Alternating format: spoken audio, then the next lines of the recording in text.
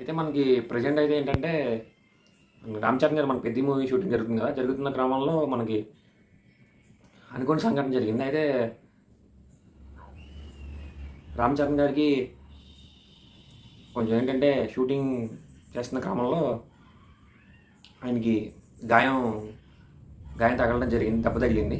అది ఎలా ఏంటంటే సివియర్గా తగిలిందా లైట్గా తగిలిందా దానికి వెళ్తే చూస్తే ఏంటంటే మనకి కనుబొమ్మ దగ్గర సంథింగ్ కనుబొమ్మ పైన ఇక్కడ ఈ ఏరియాలో తగిలిందండి.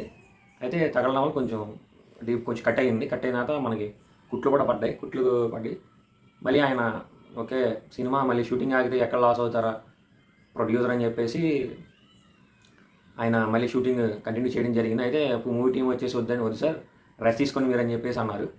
అయితే ప్రస్తుతానికి అయితే 2 days ఏంటంటే డిలే అయింది షూటింగ్. తర్వాత నెక్స్ట్ స్టార్ట్ చేస్తారు.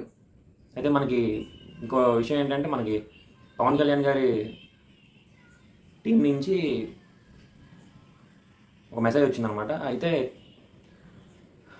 రామ్ చరణ్ గారు తొందరగా కోలుకోవాలని చెప్పేసి కోలుకుని షూటింగ్కి వెళ్ళాలని కోరుకుంటూ ఒక మెసేజ్లా పెట్టారు.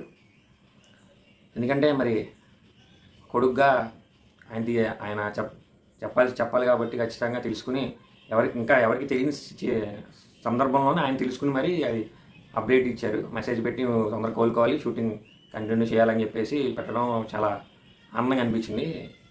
కళ్యాణ్ గారు చాలా అలర్ట్గా ఉంటారు మాత్రం అర్థమవుతుంది. టీం చాలా అలర్ట్గా ఉండి మెసేజ్ చేయడం బాగా నచ్చింది.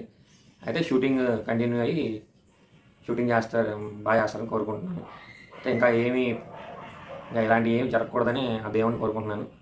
అదే చూస్తే మనకి పెద్ది వచ్చేసి మనకి ఆయన బర్త్డే రోజు టీజర్ రిలీజ్ చేయడం జరుగుతుంది. చూడాలి, ఇంకా 2 days ఉంది. కంపల్సరీగా రిలీజ్ అవుతుందంట ఆ రోజు. ఆయన బర్త్డే కూడా ఆ రోజు. చూద్దాం రిలీజ్ అయిన తర్వాత ఎలా ఉండదు, ఇంకా ఎంత ఎక్స్ట్రాడినరీగా ఉంటుంది ఏంటనేది చూద్దాం. చూసి మీకు రివ్యూ ఇవ్వడం జరుగుతుంది. అయితే నా రివ్యూ మీకు నచ్చినట్లయితే లైక్ చేయండి, షేర్ చేయండి, సబ్స్క్రైబ్ చేయండి.